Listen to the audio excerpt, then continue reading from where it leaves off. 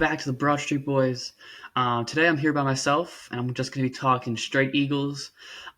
Really excited for this episode. How can you not? The Eagles, in my opinion, are going to be one of the best teams in the entire league, if not the best. Now let's just get started. And no better place to start than with Jalen Hurts. Now, Jalen Hurts could even be better than last year. From what I've seen at camp, he's only thrown one interception to like 8 or 9 touchdowns.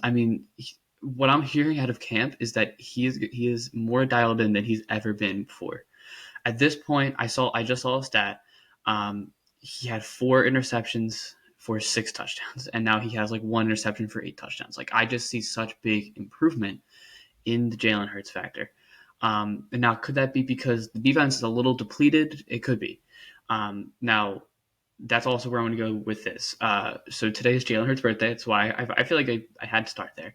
I feel like he has a serious shot to become the MVP this year. Just the way, if he just stays healthy, I know it's the same thing, same sort of situation from last year. If he just stays healthy and is just himself and doesn't and is just rise within the Nick Sirianni offense, I think he will be the MVP this year. And I'll say it again. I think if he stays healthy last year and he plays that game against Dallas, he probably balls out in that game. And then we probably with that game clinch the division, clinch number 1 seed. We definitely blow out the Saints with him. And then we beat one the last game of the season as well. But I just really think if he did play the whole year last year, he would have been MVP. There's no disrespect to Patrick Mahomes either. Absolutely none. Patrick Mahomes is the best quarterback in the entire league, and I don't think that's even a question anymore. If anything, he's one of the greatest quarterbacks ever. He's definitely getting up there with how he's playing and to the level of his mind and how he's playing and everything. He might be one of the greatest when it's all said and done. Now, I do want to talk a little bit about the defense because it is a little concerning. A part of me was happy to see Jalen throw an interception at training camp, not for Jalen Hurts, but just to see that the defense is doing something. And I'm a big believer in iron sharpens iron. I really think that this defense will be good as soon, like around week 2 or 3. I don't think week 1. I think it's going to be a shootout against the Patriots, and I think we might have to score a lot of points. Now, one part of the defense that really doesn't concern me is the defensive line. Nolan Smith is this all of a sudden. We picked him 30th in the draft. He is coming out of like nowhere. I feel like. He should have went in the teens in the draft, and then he somehow fell to us, which I would say that's a Howie Roseman masterclass, but it's really not. It's really just I don't get why everyone else chose over him. Open practice was yesterday, and I'll get into that in a bit, but open practice was yesterday. He had a sack and a half. He has been dominating the second team so much so that he's had to go to the first team. And I'm very interested to see how Sean Desai, what he does with Nolan Smith in this defense. Does he just come in on third downs? Does he just come in on second and third downs? Who does he swap with? Does he swap with Sweat or does he swap with Graham? And then you also have Derek Barnett in there because he just came back. What will his place be almost on this team? And that's one of the more interesting things that I'm interested to see with this team. Now, another name that's been coming out of training camp, which is really encouraging to me, is Nakobe Dean. He fell again, another Georgia guy that fell to us until the 3rd round. He was a first-round talent. And yes, he did have some injury questions, and I feel like those were very good questions, like the fact that he wouldn't get surgery. I feel like, for good reason he fell to us, but thank God he did, because nothing has really happened since he's come here. We just need him to stay healthy. He's dealing with an injury right now, and he wasn't at open practice yesterday, but he is going to be coming back soon. Sirianni said it's nothing serious. It's just with his leg or groin or something. I'm just really excited to see what he does. I'm also going to go along with that. We also just picked up Miles Jack and Zach Cunningham, 2 veteran linebackers, to both help Nakobe Dean and just provide a little bit of support. We don't like that position of the linebackers. Really, it's a little weaker for us with all the people that did unfortunately leave. And another place of concern on this team is safety. I mean, with a guy like Marcus Epps that left, C.J. Gardner-Johnson that left. I mean, I can get into a whole thing with C.J. I mean, I don't get a lot of his stuff that he did coming out. All we did was love him, and he really did just run us through the mud. I mean, I get it. We did carjack your car. I mean, we did steal it. I mean, but you can't put that one event on the entire city. It's just people in the city. Like, you're in Detroit now. It's going to happen to you eventually. Um, Now, at that position, though, safety, we are a little short. We have Reed Blankenship, and some other guys, but we need something else. Now, there was a report that came out that Howie Roseman was lurking in the waters for a safety or someone on the defensive side, similar to the CJ signing last year when we signed him in early September.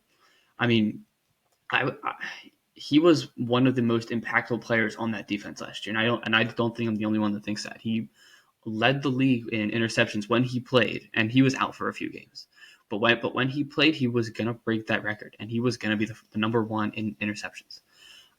He was so good, and I think that's a bigger hole than people are thinking. Now, I do believe in Reed Blankenship and the other guys that I'm blanking out on at that position. But I just think we need a little more, and I do think the Miles Jack and Zach Cunningham signing was enough for the linebacker position. I just think we need a little something else for the safety position. Now, I will talk about this. I myself, along with all the other Eagles fans, are so excited that 50,000 people showed up to open practice yesterday. Um, I feel like there's no other team that does that in the league. If that doesn't show you the dedication of the city, I think I don't know why I'm even talking to you in that case. I mean, this city just cares. This is their team too. I mean, like, the Phillies are awesome. Sixers have been disappointing. Flyers are disappointing. Um, but if there's one uh, team in this city that everybody truly cares about, it's the Eagles. It's the Eagles every single time. And as much as listen, I personally like baseball more, but at the same time, like, I have to follow everybody else. I mean, the Eagles are the best franchise in this entire city. I mean, it's really, it just, the people showing up kind of shows you how much they care and how much they want success and how much they demand success. But at the same time, it's not, people say in the city, and I'm quoting like Bryson Stott and Bryce Harper when I say this. People say it's hard to play in the city. But if you just put in the work and take accountability, similar to how Trey Turner did the other night, and how Alec Boehm did before, and how Nick Castellanos did before, you will be loved. It's really that simple. C.J. Gardner Johnson running us out of all fan bases through the mud is stupid. If we ever play the Lions, he's getting booed, and I mean booed. So I feel like I personally I haven't been this excited for a season of football in a long time. Even post Super Bowl in 2019, I mean, I think I can speak for everybody. We didn't know who was going to be the quarterback. We didn't know if it was going to be Nick Foles or Carson Wentz, and there was a huge debate about that. I wanted Carson Wentz. I think like 70% of us wanted Carson Wentz, just because he kind of brought us there. Nick Foles just finished the job, and wow, was that a wrong mistake? I mean, and then Carson got hurt again, and he just wasn't himself, and then Nick had to do it again. But I feel like I haven't been this excited in my entire 19, 20-year-old life for a season of Eagles football. And I feel like people are with me when I say that, when 50,000 people show up to the link for just open practice. Um, and I'm just so excited because I feel like we didn't lose a whole lot. I mean, we lost a decent amount on defense, but like, we just lost C.J. Gardner-Johnson, Marcus Epps, a few other like defensive guys, and I just feel like we didn't lose a lot. So what is going to hold us back from not doing the exact same thing again, right? I mean, I'm just such a Jalen Hurts believer, and I have been from day one. Even going into last year, like this time last year, um, I thought he needed 2 years. Everyone was saying one. I think he needed 2 years, just to show us that he's like a complete player. Like you don't want to, like, imagine if he didn't do well or he got hurt last year. You never wanted to trade him. I would never want to trade him. Um, but I mean, he was just number 2 in MVP votes, and he didn't play 2 games. Like, it was just, I don't know. I'm really, really excited about this team. Um, Now, another position I'd like to talk about, and it's a very interesting position in my mind, is the running back position for this team. We have a lot. I mean, we have DeAndre Swift, who is a stud. I loved that pickup during the draft. I loved it. I really did. We have another guy in Rashad Penny, who is another stud. I mean, this guy he is so fast, but he needs to stay healthy because he's not usually healthy. But when he did play last year, I mean, shoot, he was a top 10 running back, both in fantasy. I know I'm bringing up fantasy, but whatever. In fantasy and in the league when he was playing. This was pre Kenneth Walker, too, so they were using him a lot. And we also have Kenneth Gainwell, who's really good. He pretty much flourished in those playoffs. I mean, Miles Sanders was awesome, but I feel like Miles Sanders almost got either run down or Sirianni just was like, okay, let's just use Gainwell, just because he felt more safe in Gainwell. I feel like he never really fumbled. Sanders fumbled a little bit. Gainwell is just that really reliable back that each and every football team needs. And another guy we have is Boston Scott, who, I mean, he's been here for a while, but he's awesome as well. He can run between tackles. He may be short, but he kind of hides behind the offensive line, and he just crushes the Giants. It's pretty funny. Now, I would like to do a little prediction for the Eagles, and I'm going to run through each game, give you my analysis, and just like explain why I think is a win or loss. I got a feeling me, Jake, and Caleb will all do it. We all want to do one with Joey as well. So we'll get in contact with that, and that whole episode will be out right before the week one. So it'll be all of our predictions. I just want to get this one out, so then we have some sort of content and for training camp news, because there's been a lot, and I've spent now 12 minutes talking about training camp. So, okay, now the season. Now we do have the hardest schedule, and that's not even just me saying that. That is NFL officials saying that, which makes perfect sense. We were just in the Super Bowl. Now, okay, New England game one. I do think we win that game. We are in New England for Tom Brady's, I guess, ceremony or whatever. 425 game. I think we're winning that one pretty easily. Now, I will say this. I do think it's going to take us a bit to get used to like the new offense and the new defense, because with the two new coordinators, it's not easy to be like, okay, let's just hop in. So I do think that the first few games will be tough, but I think we're winning. So that game we're winning. So now we're on 1-0. Game two, Thursday, home against Minnesota. We know exactly what's going to happen in that game. We're going to blow them out. I mean, it happened last time. I don't see another reason why it wouldn't happen again. I mean, I do think I love the Jordan Addison ad for the Vikings. I really do. But I just feel like we're so much better. I mean, their defense is not great, and I feel like we're so much better than them. And I don't know how they were like the number 2 seed last year. I really don't. I mean, they have Justin Jefferson, but we saw what happened last time when Slay went against Jefferson. He shut him down. Yeah, he had like 2 catches. So I totally think we're winning that game. Now we have Tampa Bay. I totally think we're crushing it. This is a Monday night game. I totally think we're crushing it. I don't even think that one's even close. If I'm going to be completely honest with you, I don't know why it's even a primetime game. We're going to blow them out. It doesn't matter if we're at Tampa Bay. Like, I don't care. Like, we're okay. That's going to be a blowout. The next one is Washington, home against Washington. I do think this is a win. I don't think it's going to be as easy as people think, because I do think the Commanders are pretty good, and I feel like everyone's kind of like looking down on them. Like I do think Sam Howell could be okay, and serviceable for this team. And plus, they just got Sean Bellany. I mean, I really do think that this team is going to be awesome, or not awesome, but serviceable. So I think this is a win, but not by much. So that's 4-0 right there. I feel like those first 4 games are very, like, us as a fan base, we're like, okay, we're gonna start 4-0. I mean, I truly believe that. It's this little stretch here that concerns me a little less than the stretch after the bye week, but I do think we're going to beat the Rams in LA for the next week. It's at 4:05. I think we're beating the Rams.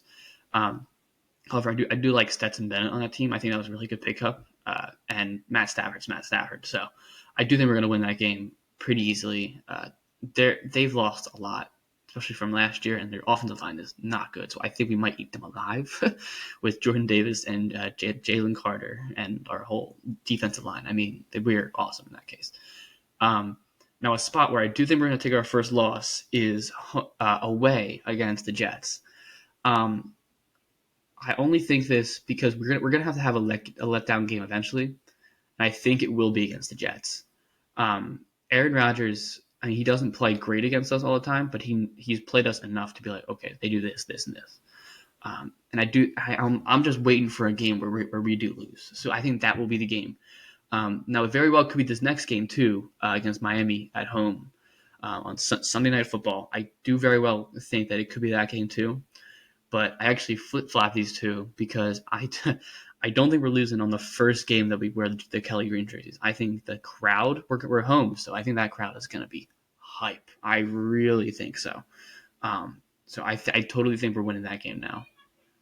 So now we are, let's see, 1, 2, 3, 4, 5, 6, 6-1. Heading into the next week against Washington away, which I think is going to be a close game. I'm going to say it again. I don't think Washington's that bad. Everyone's really acting like they're awful, and I don't think they are. But I do think we're going to win that, and then we're totally winning against Dallas at home the next week. We're going to be hyped. So we're going into the bye in Week 10.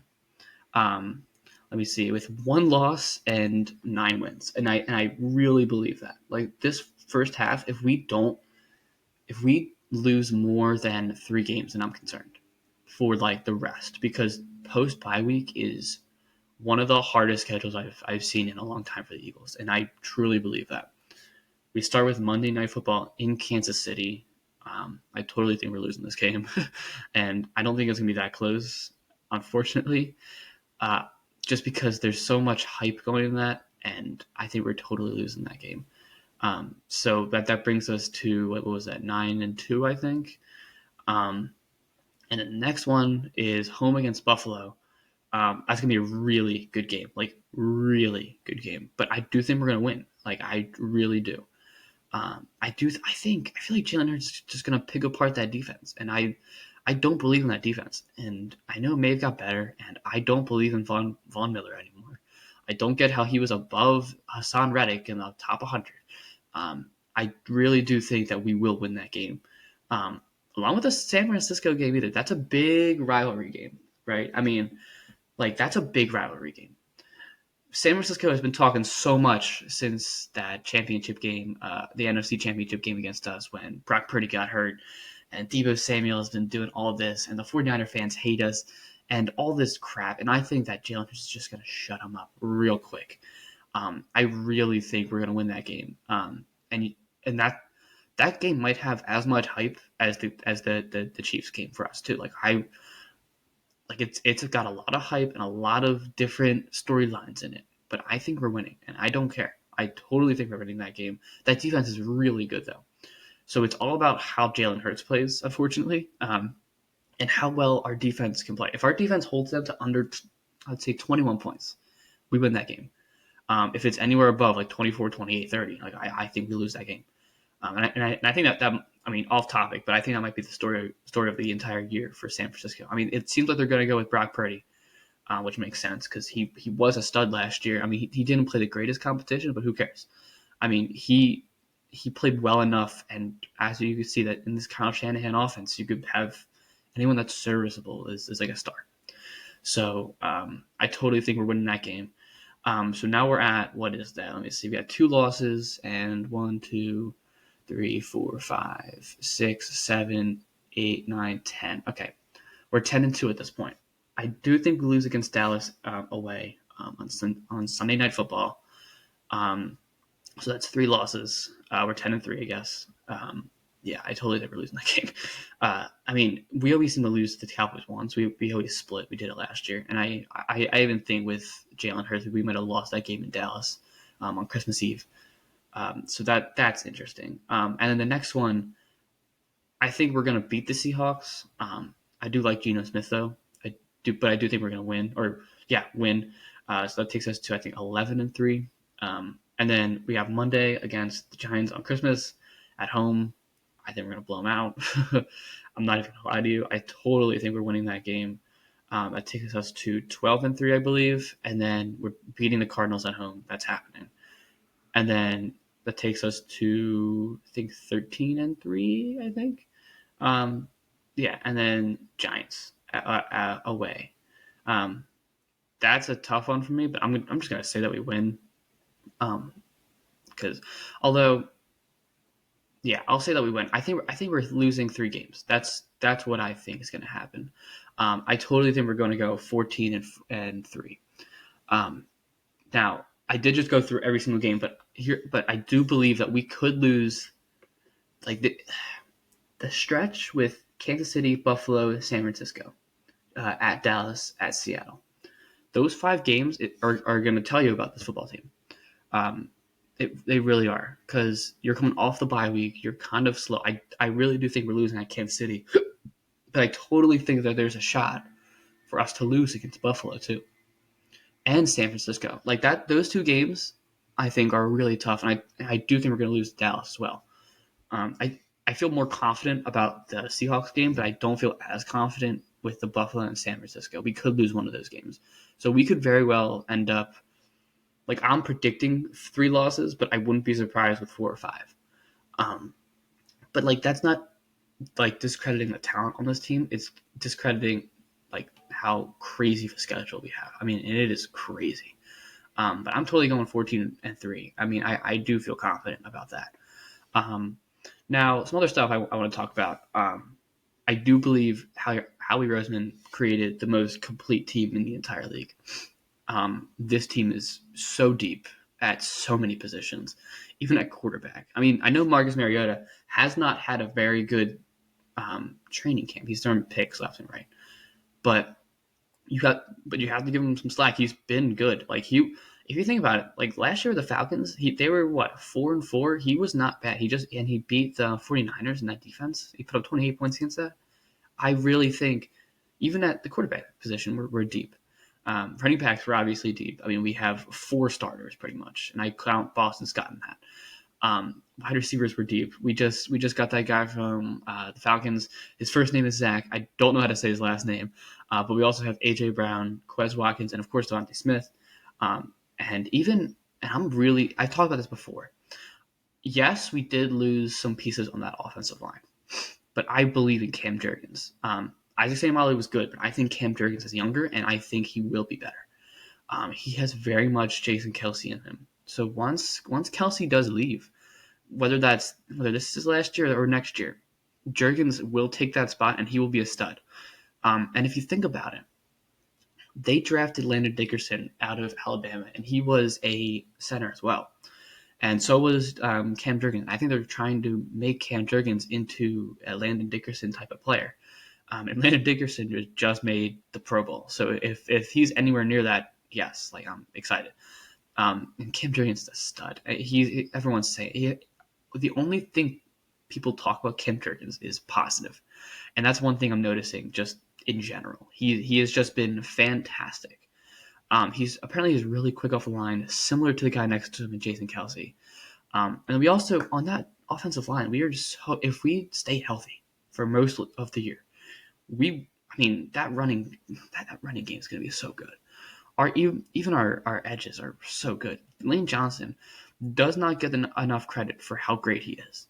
He hasn't let up a sack since 2020, and he's faced guys like Von Miller and Micah Parsons. He owns Micah Parsons. Everyone talks all this about Micah Parsons, this and that. He's just, he's so good, blah blah blah, and then he doesn't get a sack against the Eagles, and that's all.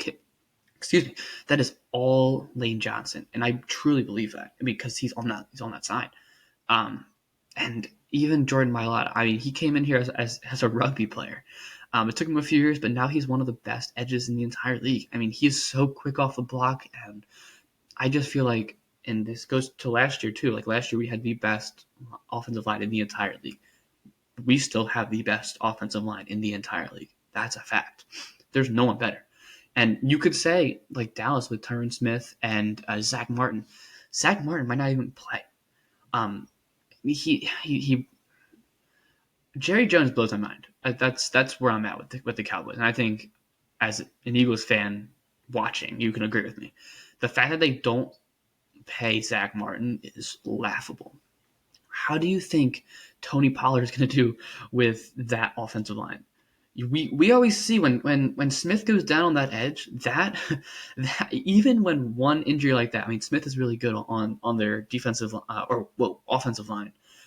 Even when he goes down, like I feel like that whole line just collapses. Imagine Zach Martin, one of the best guards in the entire league, if not the best guard in the entire league. Imagine he just doesn't play, and you as Jerry Jones have a major part in that in not paying him big time money, which he deserves. He is fantastic.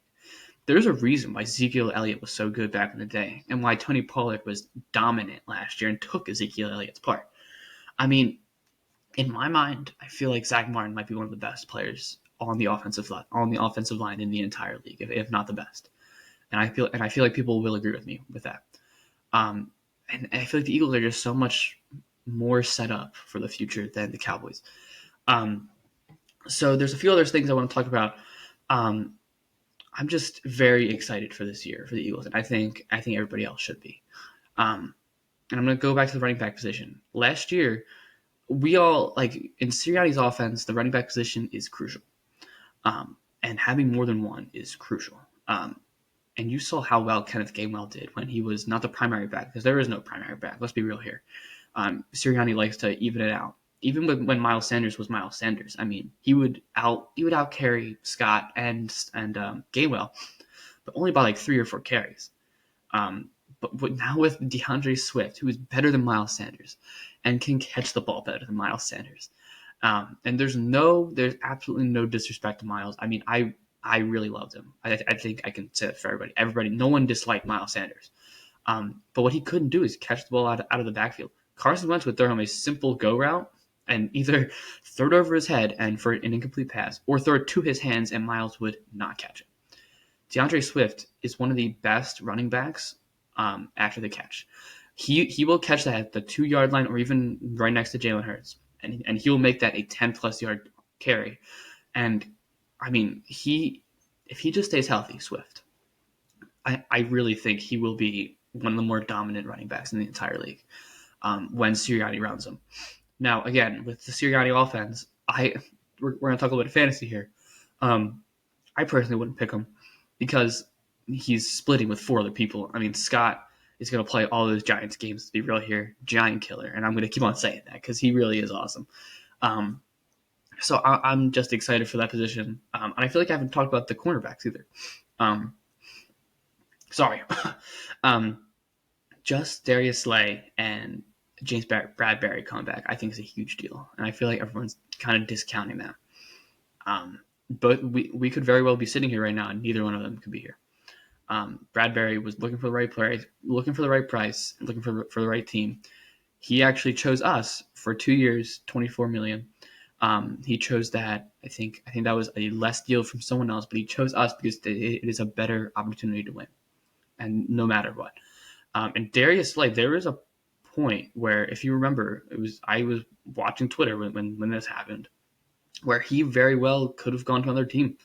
The Eagles were not giving him that guaranteed money that he really wanted, and then he fully thanked Philadelphia too. Like, he did not think he was going to come back until Howie gave him that guaranteed contract. And that is, in my opinion, one of the best duos in the entire league. Like, that's a top 3 duo. I put them up there with Gilmore and Diggs, and I really believe that. Like, they are solid. And I feel like no one talks about Avonte Maddox. I mean, yeah, he's undersized, but I feel like he's a really good slot defender. And if you think about it, there's no huge guys going in the slot. Like, there's guys like Brandon Cooks or people like his size, and he's a really good man-to-man defender as well as zone, which I'm really, really I'm really big on him too. Like, I don't know. I feel like he's awesome. I'm also, one more thing I am excited for is that defensive line. I think we could be even better. Now again, I'll go back to it. Nolan Smith. He gives like the veterans opportunities to rest, like Cox and Graham. They could very well rest like a series or two because Nolan Smith's in there. And then, I mean, I run the Twitter, then I tweeted this, and once Graham is gone, um, that line. Sorry, not once Graham's gone. Once Graham and Cox retires, that line is so young. It's going to be Nolan Smith, Josh Sweat, Jalen Carter, and Jordan Davis. Are you kidding me? Are you kidding me? I don't see how you stop all of that. Like, you could shut down a player. Congratulations, you have Josh Sweat coming right around you, crushing you. I mean, I feel like no one talks about Josh Sweat around the league either. He is dominant as well. We just paid him as he should be. I think he's awesome. He's at a star. I wouldn't say a Pro Bowler yet, but I mean, he could. He really could. He's been a Pro Bowler before, and I think he could do it again if he just stays healthy. And I think that's the biggest. I'll end it here, but this is my last take. If this team stays healthy, we will win the Super Bowl, and that is my prediction right now. I truly believe that if Jalen Hurts plays at as high of a level as Jalen Hurts can play, if Josh Sweat, Jordan Davis, Jalen Carter, Fletcher Cox, Nolan Smith, Derek Barnett, if they all do what they did last year, along with Hassan Reddick, I haven't even mentioned him. I completely forgot somehow. Imagine that line, each one of them getting 10 plus sacks. You as an offense, I don't know how you stop that. The answer is you can. Hassan Reddick's so good. I don't know how I forgot about him. Man, I'm just really excited for this year, and I truly do. If we stay healthy, we will win the Super Bowl this year. I truly believe that, and I think we're better than the Chiefs too. The Chiefs haven't done a whole lot to get better. If anything, they've just lost Juju. And I know Sky Moore is kind of emerging right now, but I really do believe that we are better than the Chiefs. It's just all going to come down to how well Jalen Hurts plays, and I think he will play better than last year, and I think he will be the MVP. Now, I'm just really excited for this year, and I mean, the sky's the limit for this team. And I think I can say that confidently along with everybody else. I mean, this team can conquer anything. They could be as good as they were last year, or they could completely fall on their face and be as good as they were the first full Jalen Hurts team when they played the Tom Brady in the first round and lost. But I really do believe that we will be the number one seed. We are the team to beat in my mind. So yeah, with that, thank you all so much for watching. We're gonna aim for sometime later this week to do a Phillies podcast, like post trade deadline, because we have a lot to talk about with that. But I just wanted to get like an Eagles one in here. I feel like with the whole 50,000 people showing up at open practice, I feel like I had to talk about something. But yeah, so thank you all so much for watching. Go check out us on Instagram, TikTok, YouTube, here on Spotify if you're listening. You can do whatever you'd like with us. I mean, I'm on Twitter consistently with the Eagles games and the Phillies games. So go check us out there. We give insight on everything, everywhere we are. So yeah, thank you all so much for watching, and go Birds, baby.